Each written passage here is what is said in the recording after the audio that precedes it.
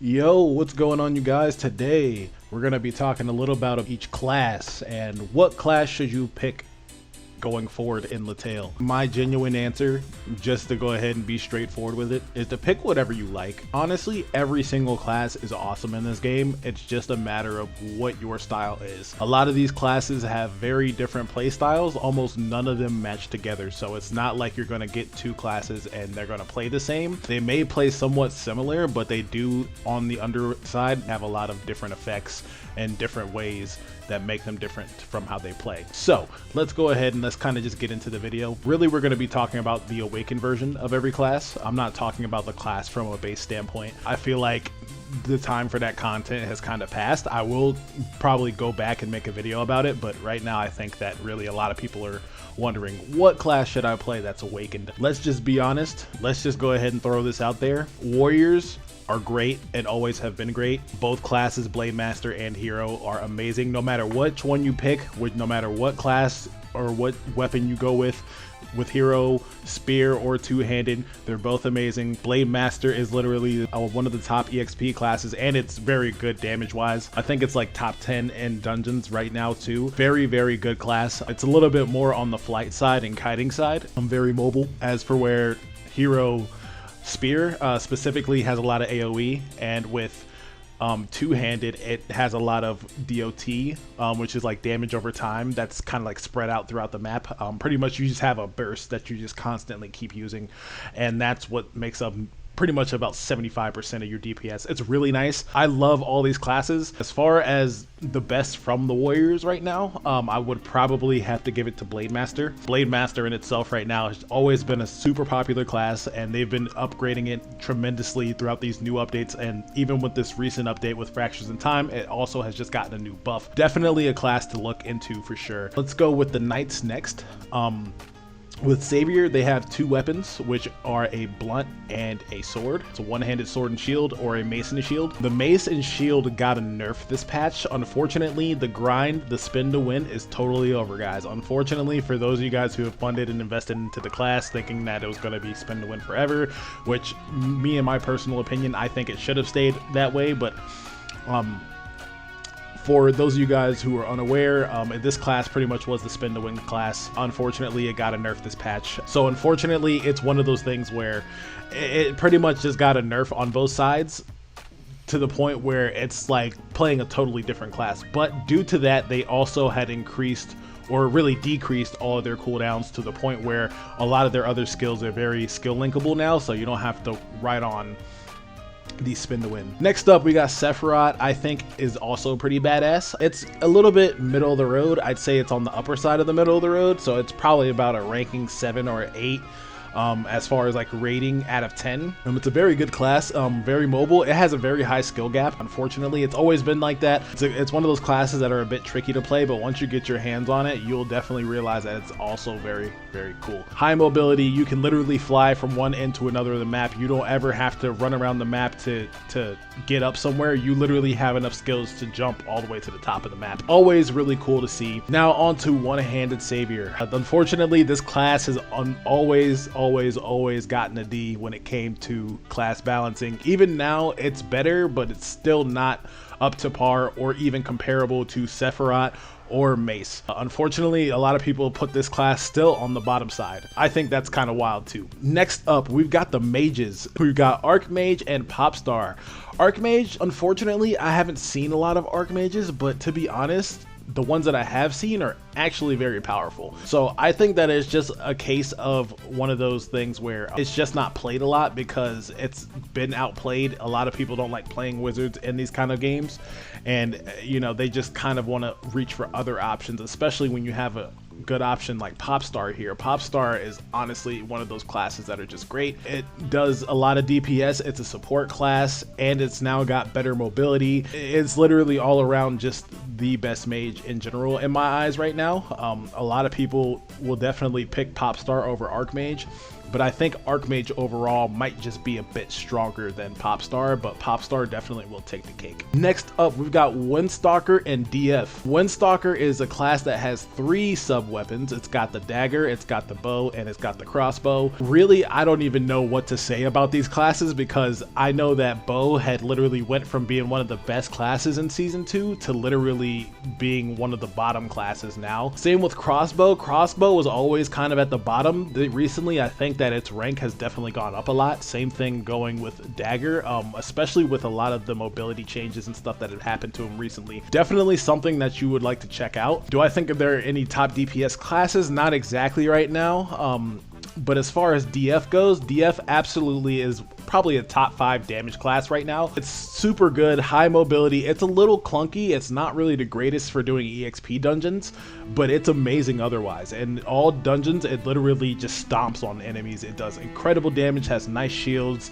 Everything just goes together really nicely with the 3. So next up, we're going to talk about Engineer. Swordian is very cool. I love Swordian. Honestly, Swordian is one of those classes that are very few and far between, but the people who do play them are very strong. I honestly have been impressed by this class ever since it took a lot to play it because it was a bigger class and it was a little bit more clunky than other classes, but as it's gone forward, I've loved to see all the new changes, the cooldown changes. You don't really have to rely as much on the light and special attacks anymore. It's really all just about how much skills you can get off really in the long run. Great class, awesome thing to look to. Next up, we've got Solus 1. Solus 1?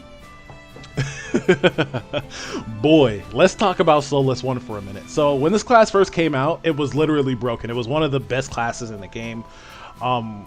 Right now, I definitely would say that it's a top mage performer. It definitely is out damaging things like Force Master. I think Demi-god also is a mage, so you know, classes like that, it's definitely out DPSing. But it's a little bit still on the slow side, but I feel like it has a lot of burst and cash out damage, which a lot of classes you don't really see with. It's something comparable to like a Terror Knight, but a mage Terror Knight in a sense, where it just does a lot of damage. It might be a little bit more on the slow side, but overall you'll find yourself just caking on damage because you do so much burst. Really, really nice. Next up, we've got Archmaster and Force Master. Archmaster has always kind of been like top DPS. I think it's still top DPS now. I'm pretty sure it's like number 6 or number 7 on the damage chart, something crazy up high. But Force Master, man, they have just been giving this class the D. They were supposed to say it's like a magic Sefirot in a sense, but a lot of people are still saying that it's just okay. It's pretty middle of the road. They would definitely say that this is probably a bottom 5 class. Only because of how much funding you would probably need to put into it to make it better. But a lot of people would just skip over this class because it's too vulnerable. It's like playing LaTale on hard mode, and most people just don't want to do that. Archmaster, on the other hand, very good. Has a lot of summonables, a lot of just, you know, sit and run skills where you can just, you know, do your thing and just kind of run off. Really solid. Next up, we've got Wanderer. Wanderer is also pretty sick. I love Black Anima. It's literally half support class and half top DPS class because I think Black Anima Katana is one of those classes that have went from being mid since its release to now being a very proper class. It has very good shields, high mobility. The spin is still there if you guys are spin lovers. And then with the Jade side, you get use of support skills, which pretty much get balanced out by your RP and the VP, which are pretty much like their 2 special bars. And not only that, but you also get a pretty good DPS class. It's a physical class, really cool. I think that it's honestly one of those classes where if you like to have both, you will have both in such a way where it's balanceable and it's very manageable. Considering now that you actually do have 2 special skill slots for your skill setups, you'll definitely be able to do stuff like that now. The Monk, Demi-god, has always kind of been a very powerful class. I know that as of late it took a hit, but as of this recent patch, it's definitely up there. It's one of those classes that are totally an underdog. A lot of people don't play Demi-god. It used to be super popular, but I'm glad that it's starting to be on the come up now. I think that there's some really strong players that do play Demi-god now because of its capabilities. Next up, my favorite, Agni. Don't even come to my block talking about this isn't the top class. This is literally the best class in the game, okay? Best class, number 1, all butter, chicken, stake, all that, okay? Everything that you need shields, we got that. You need KBR, we got that. You need immunity, got that. Say something that we got stuns, okay? How many people got stuns on their class and immunities?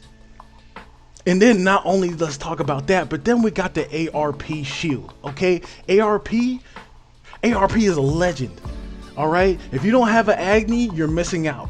You're missing out, period. Next up, we got Fencer. Excuse me. Got out my character for a minute. Dark Chaser is really cool. I actually enjoy Dark Chaser. It's one of those classes, again, not really played as much, but this recent patch, y'all, it's definitely turned up to 10. It's got a lot more AoE. I think that some of the skills got bigger, and I think they added some more hits to a lot of the skills, so it kind of puts together a lot better.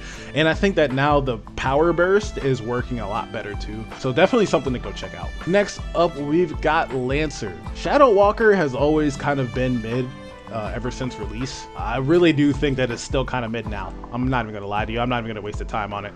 And then last but not least, we've got Gatekeeper. Gatekeeper is one of those classes that they were a little bit on the mid side on release, but as the patches have come out, it's definitely ranked up a lot more. I'd say it's in the upper mid territory, like it's somewhere top 15-ish, probably like level, you know, rank 13, 14.